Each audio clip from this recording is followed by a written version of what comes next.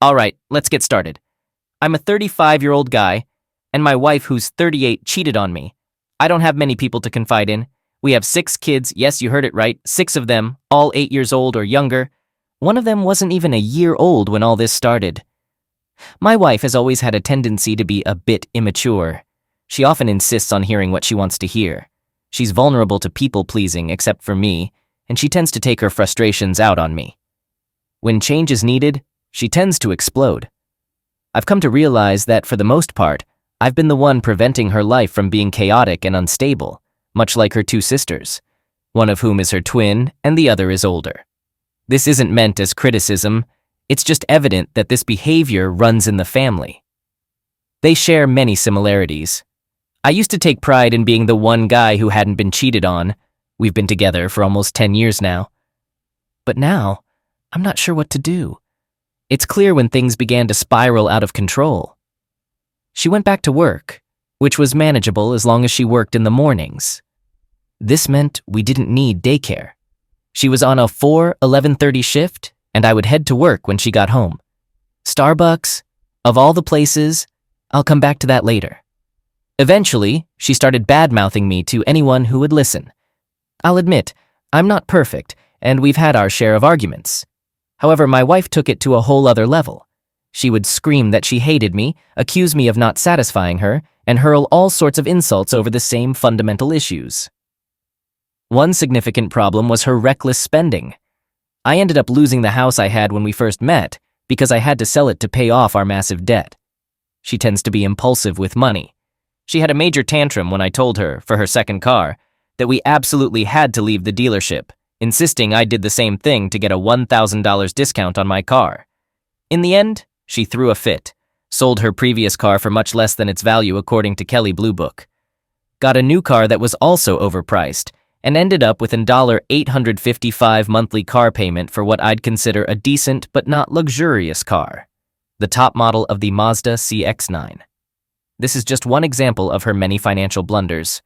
Whenever I asked her to treat me better, she would explode in hysterical fits, accusing me of calling her a bad wife and myself a bad man.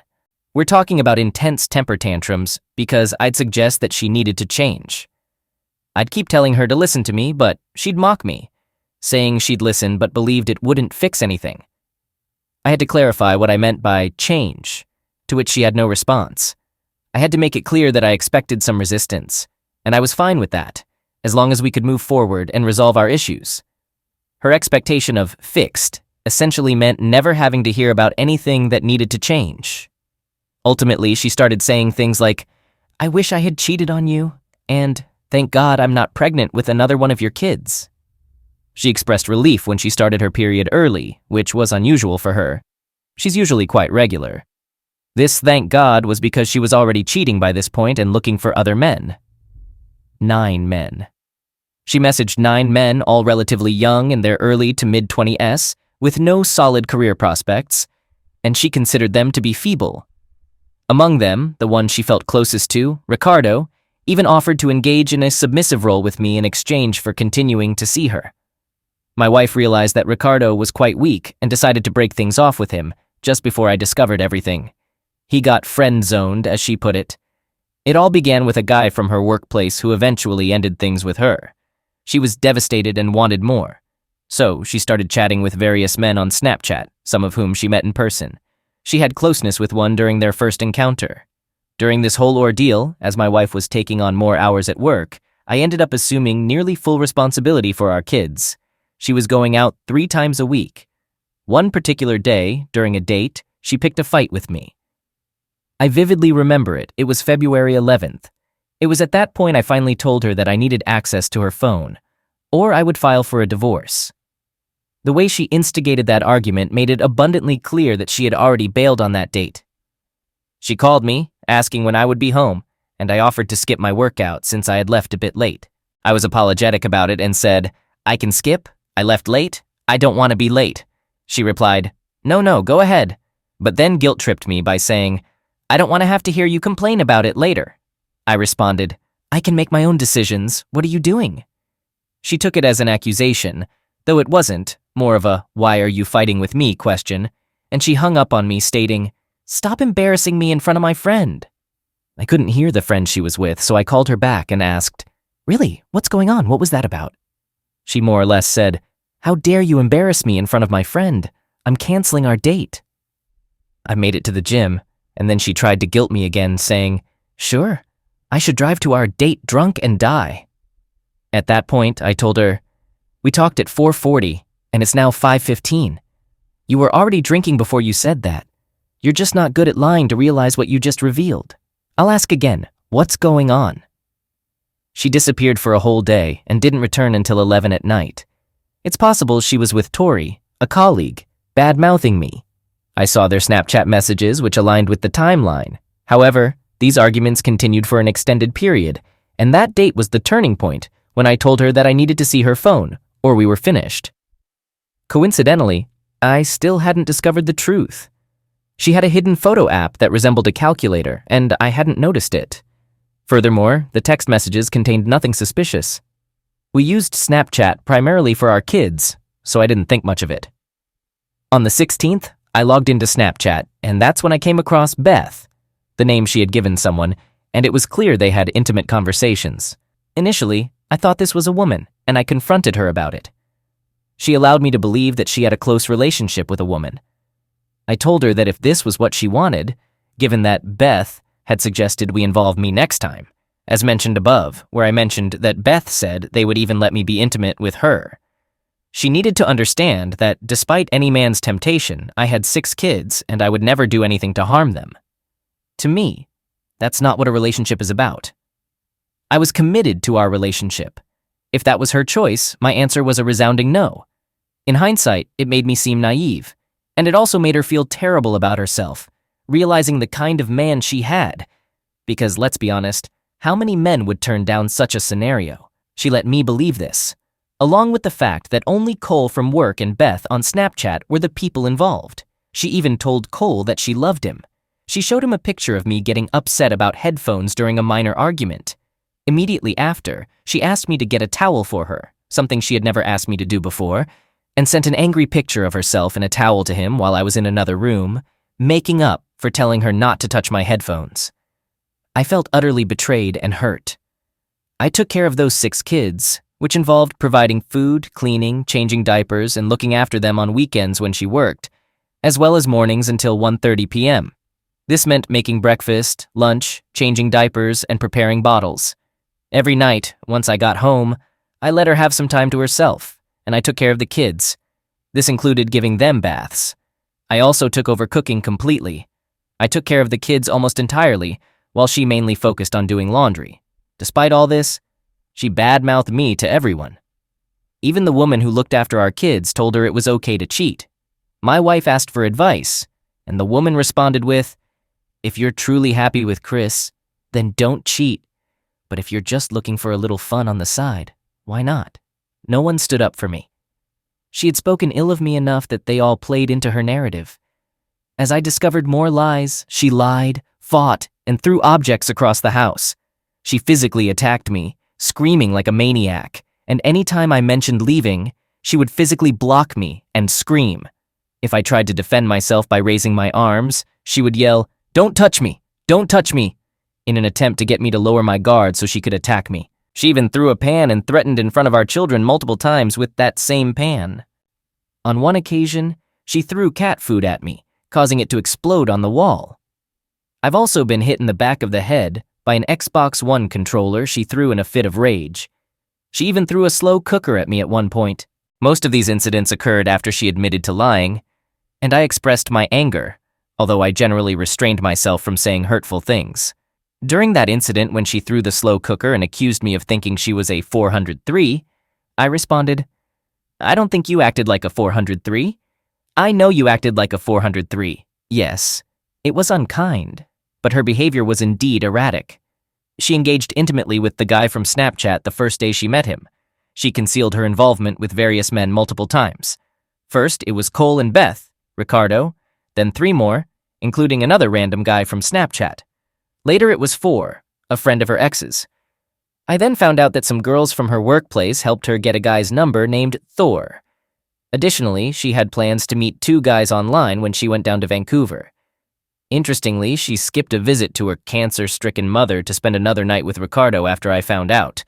She claimed that this guy had offended her, but I later discovered that she had downloaded a picture of his sister on the morning she left to stay at a hotel with him, which contradicted her story. Her family got upset when they learned about this, as they had been abandoned due to her actions. There were some silver linings in this situation. All the men involved weren't particularly attractive, and my wife knows that I'm the best she can do now. Additionally, I'm bigger than all of them, which admittedly felt satisfying. Another advantage was that I didn't just sit back. I fought back. This was partly because I had been cheated on before, and knew what happens if they sense weakness or desperation. So, here's some advice for men who have been cheated on. Don't beg them to stay. She called me crying before she left that day, saying I didn't understand what it was like to lose someone she cared about so much, since Cole had stopped talking to her. I remained silent until I finally said, I don't understand what it's like to lose someone. Are you listening to yourself? She made a few more attempts to provoke me, and I responded, no, stop right there. Do you think I'm on the phone right now, eagerly waiting for you to get back because I'm in pain and can't live without you? And that I'm struggling with how much I want you to stay? Consider this. It's exactly the opposite. I'm not speaking because every fiber of my being is screaming for you to leave. She hung up. Until that point, she had been telling me that she would leave me for Cole. To be honest, I wasn't entirely sure about my next steps, but I wanted to buy some time. So that was my initial reaction. She didn't believe me. Instead, she spent the night in a hotel with Ricardo, which I figured out later, instead of visiting her mom. At first, my wife still didn't buy it.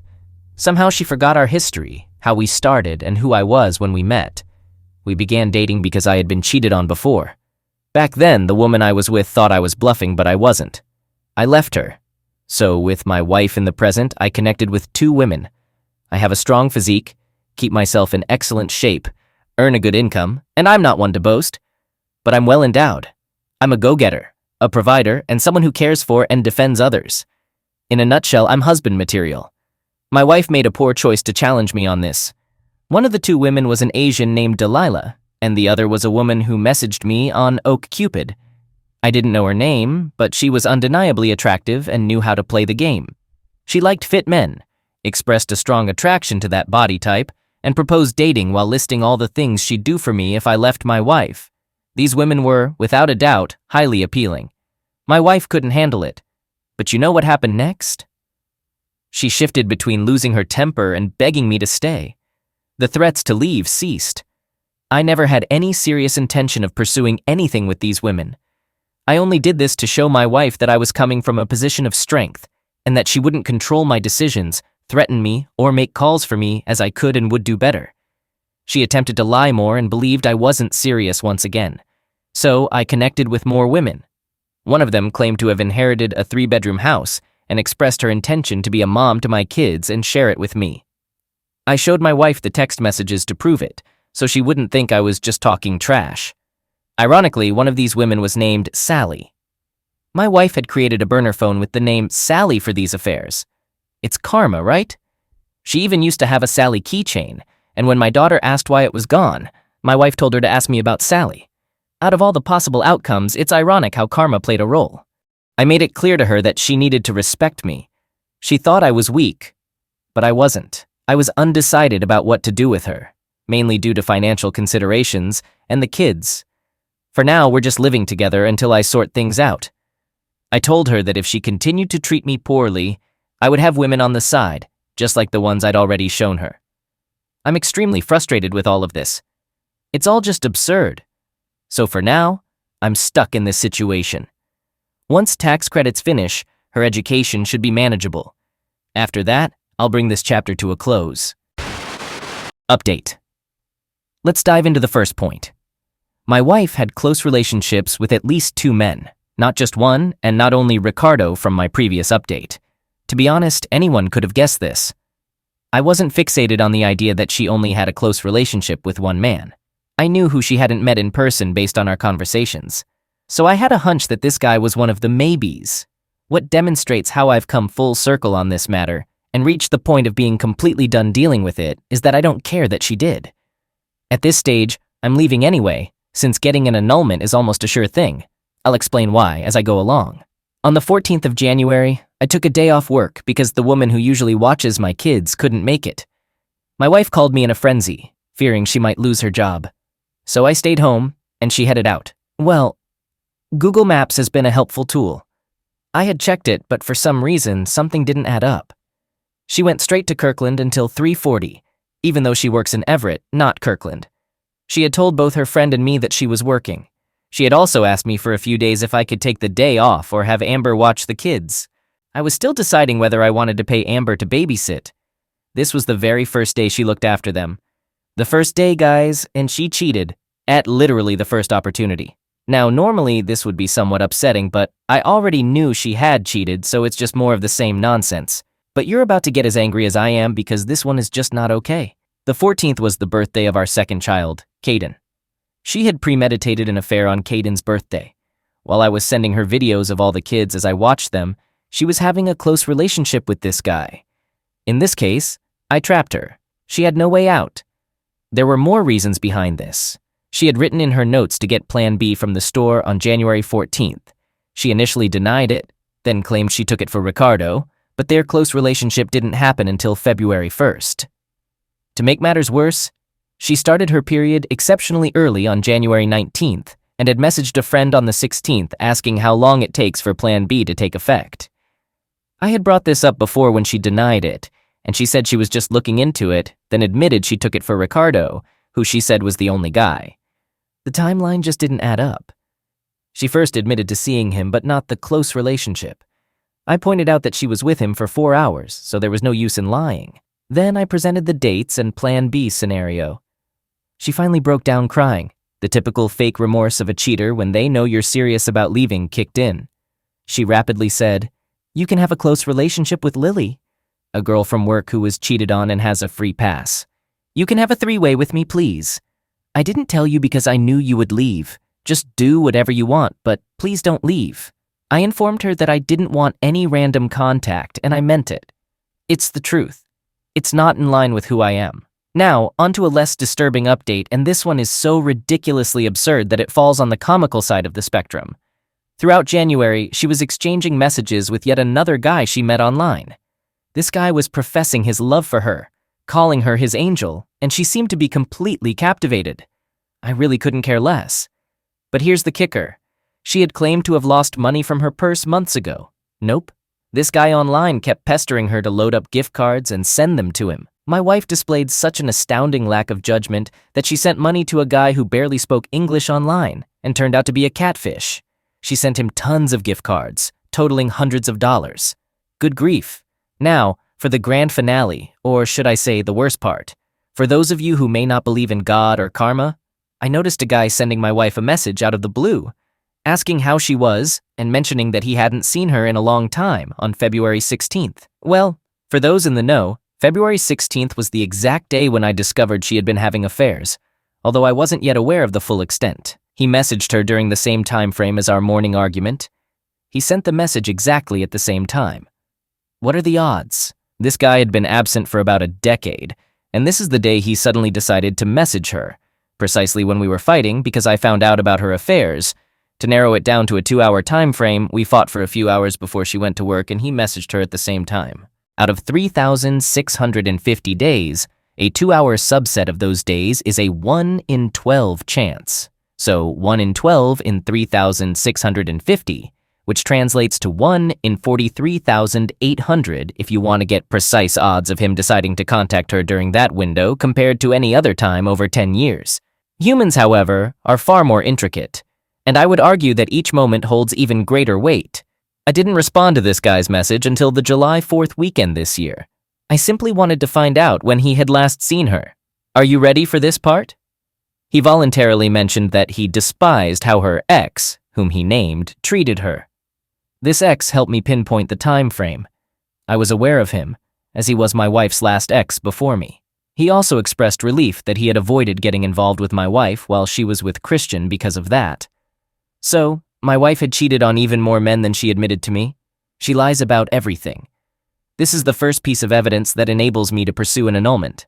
I saved this conversation. In the church, if a partner lies about their true identity in a way that would deceive you about who they are to the extent that it would change your decision about marriage, it is grounds for fraud, meaning the marriage cannot be considered valid and can be annulled. Now, I had already discovered that she had lied about one ex, Alex, but he was her first boyfriend. She could argue that it wasn't part of a pattern of behavior she was concealing, that she was young, naive, and hadn't thought it through, that it was a mistake she simply didn't want to revisit years later. However, this man was involved just before me and was yet another instance of relationship infidelity. This means she was trying to hide her consistent pattern of behavior. I now have strong grounds for annulment, and that brings me some satisfaction. However, there's more to this story. This isn't what I was asking if you all were prepared for. He inquired about where she went after the last time they had an intimate encounter, because he never heard from her again. So, I wanted to determine the time frame, considering that my relationship with Christian was in the summer, and my wife and I began dating in the fall. At this point, I wasn't even considering the obvious. It didn't even occur to me. I asked him when he believes they were last intimate because, pretending to be her, I wouldn't know where I went if I didn't know when it happened. He responded with, "I don't know, I think it was when coats just became a thing." I still wasn't thinking about the obvious. I inquired, "Oh, like in the fall?"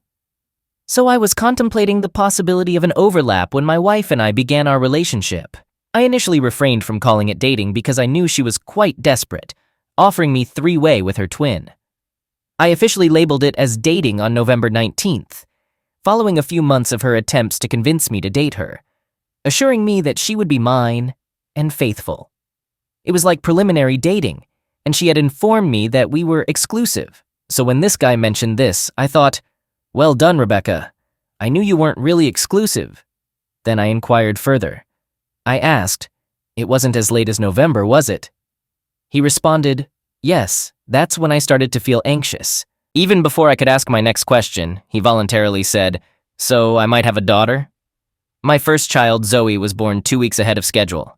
Her original due date was August 2nd, 2012, which would have coincided with my birthday, but she was born on my mother's birthday, July 18th, 2012. She was conceived around November 9th, based on my wife's menstrual cycle. This was early in our relationship when we were still together. I then asked this person, "What makes you think you might be the father?"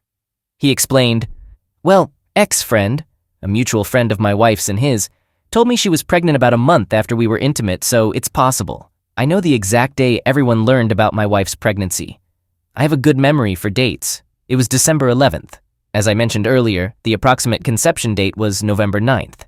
He said he heard about the pregnancy a month after they were intimate, and briefly thought the baby could be his, although men rarely admit to such things. However, their mutual friend suggested that he probably wasn't the father, so he dropped the idea. So, there is a chance that my firstborn daughter, Zoe, might not be mine. This is the worst possible scenario I could have imagined if she isn't. For one, Zoe had a profound impact on my life. I often say this. Zoe and I share an incredibly strong bond. She is so much like me. While I have bonds with all my children, Zoe was the first time I experienced genuine love. Even though I had been hurt deeply in the past, she began talking at a very young age because she bonded with me and saw that I responded when she did. I have posts of her speaking at a young age, and it was entirely due to our relationship and bonding. This girl was my world when I had no world, especially when my father had just passed away. You all can't imagine how much I love my children, and Zoe was the beginning of that. She has 5 siblings who might have another father, or Zoe may need to be separated from them when she is with this potential father. As a side note, if Zoe is not my biological child, there is a 100% chance that I can obtain an annulment. Concealing different fathers from children is explicitly mentioned as a condition for annulment grounds. Fraud is a general term and isn't precisely defined. So the tribunal must determine if it was a significant misrepresentation that affected your decision to marry, prior infidelity, and they might not find that it did.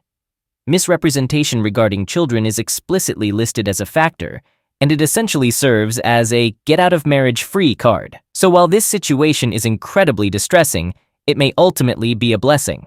I've arranged for a paternity test for Zoe, which I sent in yesterday, July 6th, with expedited results, and I plan to do the same for my other children. Keep in mind that, for annulment purposes, the concealment of such information must have occurred before we got married, which applies to 3 of my children. I understand that there are other reasons for conducting such tests, but the annulment aspect is my primary concern. I have also realized that daycare services are likely to expand to some extent, either through extended childcare tax credits or a subsidy under the Biden administration. I've mapped out my exit plan, so some of this news is troubling and some is positive. I've been processing it all at a rapid pace. In some ways, it has changed me for the better. It still feels surreal. I'll provide another update when Zoe's test results come in, and another update when I conduct tests for the other children. New update. My wife has a second phone, and today my daughter somehow got hold of it. My wife claimed she found the phone in a parking lot, but she quickly snatched it back and said she threw it away. When I attempted to examine it, she forcefully took it from me.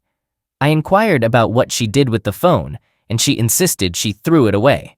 This happened in front of my kids, and after she took it, she went outside to chat with my friend, whom we were picking up our kids from, as if nothing had occurred, just to silence me in public. I was sitting in the car with all my children. It was a calculated and strategic move on her part. If I pursued the issue, it would have led to a fight in front of the kids. If I confronted her, it would be a public confrontation in front of her friend. She made sure I was aware of her tactics. While the kids were in the car, I tried not to create a scene but insisted on retrieving the phone. She claimed she wouldn't rummage through the trash, so I told her I'd retrieve it myself. She refused to stop the car. In hindsight, she had simply hidden the phone in her pocket. Later, when we returned home, she agreed to go back and get it after I persistently called her out. I told her that her actions were not acceptable. She retrieved the phone from the trash and then grabbed me and kissed me while continuously trying to make me look at her. Cheaters and liars often use such gestures to exert control. She had deleted most of the text messages, but not all of the pictures. The phone was undeniably hers. Interestingly, she hadn't removed the monthly sign-up for Straight Talk Wireless since April 20th. Even after I had the phone, she continued to deny that it was hers, presumably thinking she had deleted all the evidence. However, she missed some pictures, and when I mentioned seeing photos of her at a location that wasn't our house, she asked, "What pictures?" She seemed keen to figure out how much I knew. She mentioned Amy from work and Colin, a not straight guy, but I wondered why she'd hide them. I believe she was lying. She lost her temper several times and even met up with me unexpectedly while I was getting pizza, grabbed the phone, and ran. It was bizarre. When we returned home, we got into a heated argument. She was relentless and wouldn't admit her wrongdoing. She yelled more than I did, and I asked why she was allowed to yell each time I accused her of lying, even if I might be wrong, while I had every right to think she was lying. The situation escalated when she physically grabbed me again and tried to provoke me into hitting her. I restrained my hands behind my back, and she persistently pulled at them, urging me to strike her while screaming, "Hit me! Hit me!" She continued to push me around and onto the couch, and I repeatedly asked her to get off. I eventually warned her that I would call the police and take legal action if necessary. She taunted me by shouting out the door, "Help! Help! My husband is going to harm me!" to create a scene. She eventually called the police herself, claiming that she just wanted advice and was playing games. They took a long time to arrive as a result. Shortly before their arrival, she called me and asked me not to disclose her wrongdoing, and in exchange, she wouldn't reveal mine. I refused, stating that I would tell the truth. The police arrived, and everything seemed normal. One officer spoke to me and the other engaged in a conversation with my wife. The officer talking to my wife mentioned that he doesn't usually respond to calls for advice, but would provide her with some information. They were getting ready to leave. However, my conversation with the officer revealed more details. My wife assumed they were about to leave, so she was taking out the trash when they unexpectedly approached her and escorted her to the police car. She was subsequently arrested. I could see her expression change from thinking they would soon be gone to realizing, "Oh no, they're coming for me." My 2 older daughters became very distressed, almost having panic attacks, and they asked the police to call me. I was informed that she was being taken to jail. I don't have all the specifics. It was a confusing situation. My wife had attempted to challenge my bluff regarding the police and ended up calling them herself. I had warned her in advance, but she grew more audacious, thinking I wouldn't stop her. I did. Now, this arrest will be on her criminal record. I didn't want this situation, and I'm concerned about the impact on our children. I don't want a divided family. To those who might suggest removing the mother, it's not that simple. even when there's violence involved. At their age, my children would likely blame me, leading to years of trouble. Some studies supporting the idea that children are better off without their mother are, in my opinion, pseudoscience. I'm sorry, but it's the truth. A significant portion of such scientific studies, which my brother specialized in, is quite unreliable. I often outperform him when it comes to dealing with people. This isn't about ego, it's just a fact. My brother even acknowledged the major flaws in monitoring a child's well-being and how it's assessed.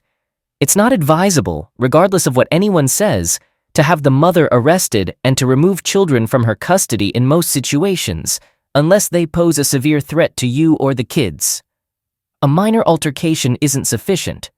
I wanted the police to merely give her a warning, and I expressed this to them. But apparently in Washington, the laws are quite strict. So my wife, who cheated on me, is now in jail. My children are more emotionally distressed than I've ever seen them. I have to deal with this difficult situation, and it's likely she has been cheating all along using this other phone. Here's another update. My wife has been released with a protection order. She talked to me before her release and admitted some things, but not everything. This has been a 6-month affair with the same guy named Ricardo, who turns out to be a man named Joe. I now have the second burner phone. On it, I found search history for X-rated movies involving non-straight men and a picture of my daughter Lily that she sent to this guy. All signs suggest that they had an intimate relationship, and she may have been pregnant with his child. Explaining how I know this would take a while, but I'm certain. She claims they always use protection, but I suspect she's lying. It's likely they had three-way since he is bi, which explains the X-rated movie searches. My wife's behavior has been incredibly promiscuous. Her trial date is in August. She's been telling everyone how much she's hurting because she can't see me. I'm hurting too, but for different reasons. I'm taking care of all 6 kids, 3 ferrets, a dog, hamsters, and handling the laundry, in addition to everything I already did. It's utterly exhausting. There's finally an update on Zoe's test results. It says they received the test and will process the results, which I should receive via email in 2 business days. I'm not sure if they count the day I received the notice, so it'll be either Tuesday or Wednesday. I had a conversation with the potential father, and it seems he contacted her mainly to determine if he had a child with her. He's always suspected that the child might be his. We had a cordial conversation, and he expressed sympathy for what I'm going through. I assured him that I would do the right thing, no matter what, and we'll discuss Zoe and what to do if she's his child. At this point, I'm too exhausted to provide further updates. There's much more to the story. My wife repeatedly begged me to say, "I love you" during our phone calls. Later, she transitioned to saying, "I really miss you. Don't you miss me? Even a little bit?" She was in tears, asking me to lie and say that I loved her. I responded with what my boss suggested after she said she was all alone and feeling horrible. I asked her why she didn't see if Joe or one of the other men could be there, help bail her out, or watch the kids while she's in jail. This made her cry even more. Her bail was set at a whopping $100,000, possibly because she admitted to threatening herself with a knife. The police asked me about it, and I confirmed it, expressing concern for the kids' safety. She had a court date today. The judge ruled that the protection order would remain in place for 5 years or until lifted if I decided to remove it. She broke down, and it's clear she's struggling emotionally. I'm a bit worried about her, even though I have no desire to reconcile. I've never heard her cry like this. I could hear her talking to Amber, who looks after our kids, explaining the situation because they hadn't told me yet. Every time I've called Amber, I could hear her crying at certain points in the conversation when Amber mentioned key details. She's been telling everyone that when she's not with me, she finally realizes how alone she is without me. It's not the other men she cares about, it's me she wants to come home to. I believe she's had a wake-up call. We'll be living separately like this for at least 30 days. I'm considering ending the protection order temporarily so she can return home to take care of the kids with Amber's assistance, and I'll be leaving. Interestingly, Amber has recently filed for divorce. It might be a sign from God. I know it sounds strange, but Amber mentioned that she'd move with Rebecca once her lease ends. This could provide us with almost free daycare services. We would pay her for tax credits and contribute toward the rent, which would increase by approximately $700 monthly. Even with the credit, the difference would be reduced to only about $400 per month. This arrangement seems to solve all the issues. I've asked Amber not to mention this plan to my wife yet. I want her to have some time on her own first. After 30 days, when she sees me, I'll discuss it with her. It's truly the end, or it's coming to an end. The past 5 months have been incredibly unreal. More updates. The paternity test results have arrived. I'm not Zoe's biological father. It's especially hard to accept because she resembles me so much. I can't share more. I'm too emotionally shattered. Edit. To address the concerns of those who mentioned that I shouldn't have gotten married and missed the warning signs, Zoe's bond with me wasn't solely because of me. I must give credit to my wife, who had a background in childcare. I witnessed their extraordinary relationship and learned a lot about being a father by observing her. I learned parenting skills from her, and all my children thrived, including Zoe. Coming from a broken home, I've always wanted the best for my children. My wife's nurturing abilities played a significant role in their development. During the pregnancy, we had many heartfelt conversations while we eagerly awaited Zoe's birth. She shares my mother's birth date, no joke. My wife once suggested that Zoe's birth after midnight signified replacing the negativity in my life. Zoe was born at 1:01 a.m. We discussed a wide range of topics. At the time, it seemed that many things were pointing us to stay together. Our relationship wasn't bad, and there was notable growth. My wife grappled with insecurity, which was somewhat understandable, given my fitness and the attention I received from other women when we first started dating. I did gain weight for a while, blame it on 6 kids, then lost it and became even fitter after an injury in 2018. Later, COVID forced me into new hypertrophy training methods. Interestingly, she felt particularly insecure before her infidelity took place. She began to question how she could compete with certain things. She asked why I wasn't dating someone into fitness and why I chose her when she only worked at Starbucks. These issues often led to arguments about our spending habits. She struggled to have mature conversations about finances without taking her income as a personal attack. I tried to reassure her that our earnings were sufficient, but the problem lay in our spending, not in needing more money. We were on track to secure a USDA direct loan until the program was halted due to COVID. I was content with her part-time job at Starbucks, and I had no issues with it. I intended to have her work less as my income improved. While there were many signs of immaturity and red flags leading up to her infidelity, my wife wasn't always the person she became during that time. As I mentioned earlier, if cheating weren't a deal breaker, I would still want to help her. It's important to note that you can't discount the positive things she did for our children. This aspect of her character became evident when our kids expressed their frustration by saying they hated her, which deeply affected her. During the period of her cheating, she mistreated us by leaving frequently, and after the cheating, she directed her mistreatment more at the kids, leading to their resentment. Update. I finally decided to leave my wife and have a plan in place for how to do it. My work is relocating to Spokane, Washington, and I intend to buy a house on a piece of land there for around $100,000 for myself and another one for $220,000 for my soon-to-be ex-wife to live in with the kids. Modular houses are cost-effective and make this a viable option. Once childcare becomes available, as it likely will, I'll be in a good place. That's the outline of what I'm doing. But it's not the whole story behind why I'm doing it. I'm exhausted. Despite being only 36 years old, I often feel like I'm in my 60s. My energy levels are low and my mood is consistently poor. After all the turmoil that has occurred, as mentioned in previous posts, I didn't provide many updates once my wife went to jail. The short version is that my wife made promises to improve, and I decided to try to make things work for the sake of the kids. The longer version of the story is as follows. She was involved with a man named Joe and had already acquired a third phone, while a no-contact order kept us separated. There was no pause in her actions. She chose to be alone on my birthday, and then cheated again on her birthday. August 2nd is mine, August 3rd is hers. The no-contact order was put in place on July 12th and lifted on July 31st, just 19 days later, yet she couldn't resist breaking it. This behavior finally made me realize it was time to leave, although it's hard to explain exactly why this was the tipping point. I can, however, explain what she did that led me to this decision. It's a combination of several things that demonstrated how she regarded me, the kids, and her priorities, or lack thereof. On my birthday, despite being able to sleep at our place, she chose not to. The following day, she complained that I was going to leave her alone on her birthday, despite her doing the same on mine. Her expectation was for me to plan surprises, but all I asked was what she wanted for dinner. She reacted with tantrums over text messages. I eventually suggested she go to Joe, as he seemed so spontaneous. She responded with, "I don't want to."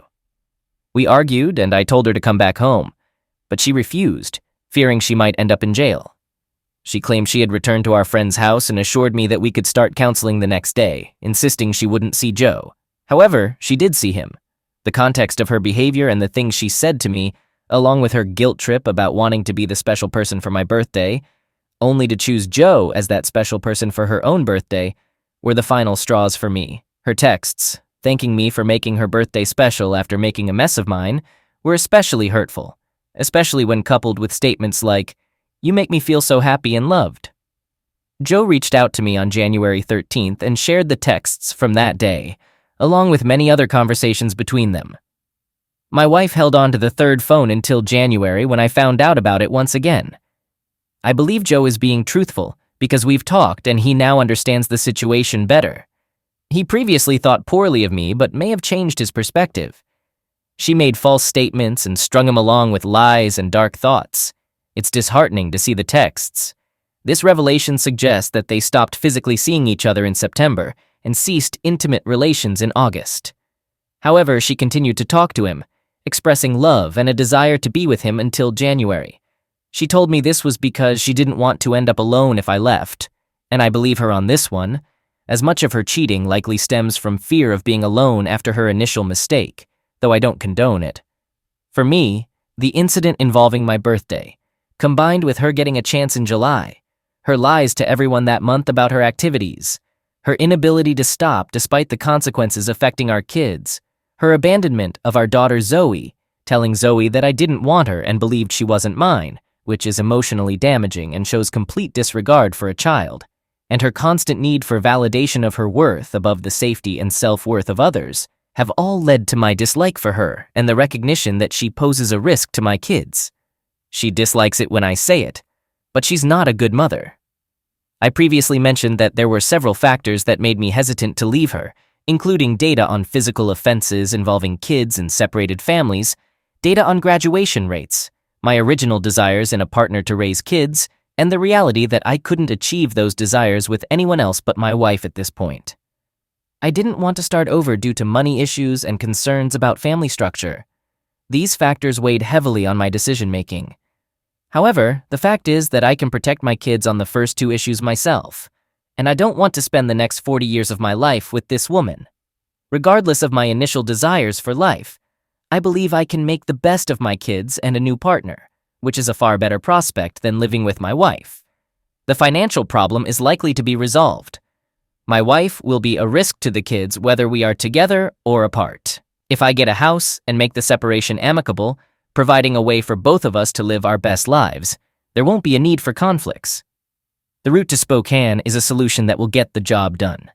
My wife now realizes this as well. She has genuinely changed her attitude, and I can sense it. I knew she was still engaging in questionable activities, which led to constant arguments. Her pattern of lying remains consistent and predictable. While I understand that her good behavior is only temporary because she knows I'm at my limit with her and I won't fall for it, it demonstrates that she will make an effort and accept this as a loss. Sometimes you need to experience a loss to take action. I believe she will be more attentive to our kids when we are separated, with fewer risks than now. If I provide an update in the future, it will come after I've separated, and I'll share details about how the kids are doing and how this situation unfolds. I might also share any lessons learned, offering hope or insight to others in similar situations. This is just done. Update. My wife is such a liar. The AP sent me text messages and more. My wife fabricated details that were entirely unnecessary and involved the kids in her web of lies in ways that astonish me. It's a lengthy list of partial truths, some of which are insignificant, but it illustrates the kind of stories cheaters concoct. They deliberately omit details to downplay the affair. I'm going to list some of these deceptions and categorize them so you can easily find examples of the deceit, although I'm using sarcasm when I mention entertainment, at least to some extent. Joe provided photographic evidence for the instances I'll describe below, along with numerous text messages. My wife and I used to participate in a Jack and Sally theme, where I would dress up as Jack and she as Sally for Halloween. She continued this tradition with Joe, but it gets quite intricate. Coincidentally, I once almost left my wife for someone named Sally during the early stages of our relationship. It's almost ironic, or perhaps a twist of fate. One day my wife came home and falsely claimed that one of the kids asked her about her Sally keychain and that she had disposed of it. She even told our daughter to ask Daddy what happened to Sally. In reality, she hadn't thrown the keychain away. She gave it to Joe, who sent me a photo of it. This also ties back to the first point. Moreover, we had a habit of hunting for painted rocks. We frequently ventured out to collect these rocks, often making an extra effort to find exceptionally well-painted ones by a local rock artist.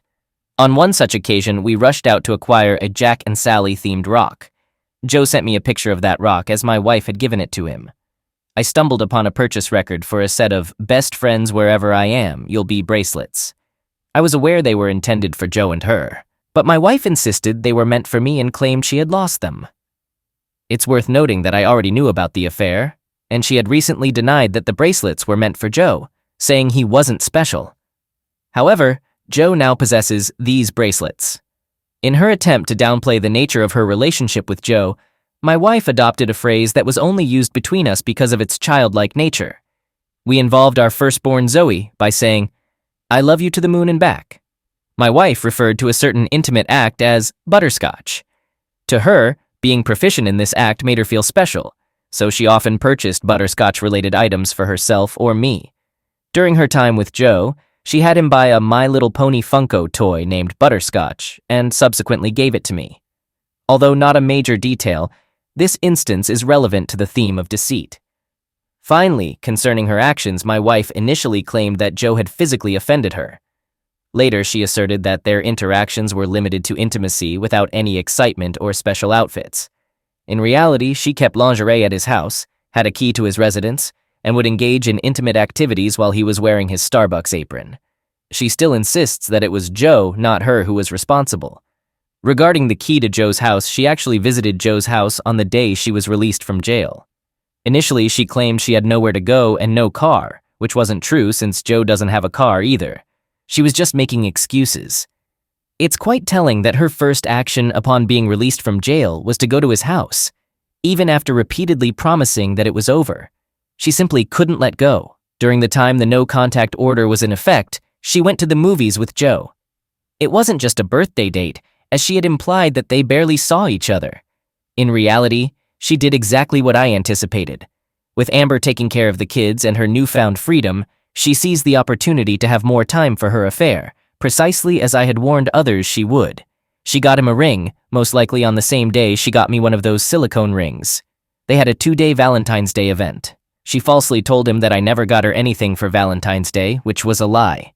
She took credit for many of the household tasks and often claimed I never did anything for her, frequently disparaging me. However, quite oddly, she would think of me while having the affairs, which is an extremely rare occurrence. On Valentine's Day, she picked up Joe when she went out to get ingredients for me to cook a special meal, which I am quite skilled at, along with preparing chocolate fondue. Although it was just for a ride, she had previously assured me that she would never ruin a family holiday. Yet her first affair, not with Joe, took place on our son's birthday, followed by Valentine's Day and her birthday, which coincided with mine. So much for her commitment to not ruining holidays for us. The most significant revelation comes last. She told Joe that she would be fine with having kids with him. She also mentioned to him that she wanted to become pregnant again while we were actively trying for a baby together. In other words, she was perfectly okay with one of the kids being his, which is an incredibly irresponsible attitude. This is one of the most significant betrayals. This is how cheaters manipulate the truth. During the no-contact order period, the woman who watches my kids was looking after them so my wife could meet Joe.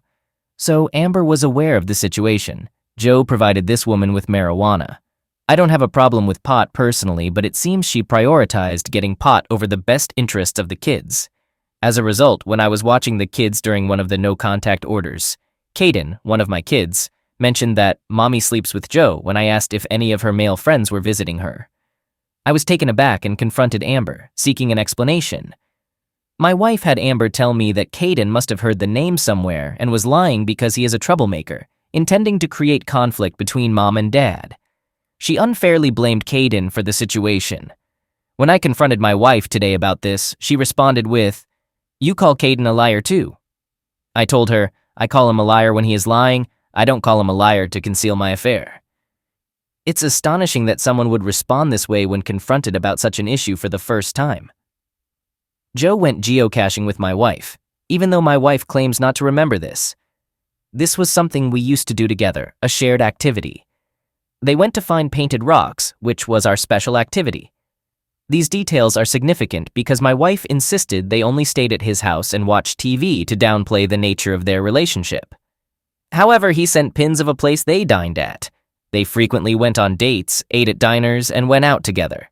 Given these discrepancies, it's frustrating how much she lies to mislead me. After our arguments, she would wake up very early, as she works the morning shift, and meet Joe for intimacy before work, despite her being upset and crying. I had suspected this, and Joe confirmed it. My wife, however, claimed that this never happened. Whenever she wanted someone to comfort her, she would engage in intimacy with Joe after I expressed my pain. I had no one to turn to. I was left alone. Initially, my wife said they had been intimate about 5 times, but based on what Joe has revealed and the frequency of their meetings, 1 day off a week plus more, it's more likely to be around 50 times at the minimum. I love my life. I wanted to provide an update on a matter that I only realized at the end of my previous post. My soon-to-be ex-wife and I discussed the Zoe issue. We both talked to Zoe afterward. It's possible that my initial interpretation of the situation was incorrect. A friend had a similar perspective to my STBXW. It's entirely possible that my kids, including Zoe, heard or saw what happened. Zoe might have instinctively denied seeing it because she didn't want to break up the family and was afraid it would lead to her mother going to jail, which Zoe is still afraid of all the time. It wasn't that she was told to lie. My wife was genuinely sorry for this, and she seemed to genuinely feel devastated about it, especially since Zoe usually exceeds expectations in every situation. My STBXW felt that she had caused Zoe to feel pressured. We explained to Zoe that we understood she felt the pressure to keep our family together and not to burden herself with guilt. At least on this matter, my STBXW was reasonable when the time came. I believe she is telling the truth. So on the positive side, it seems that my kids have likely not been conditioned to lie.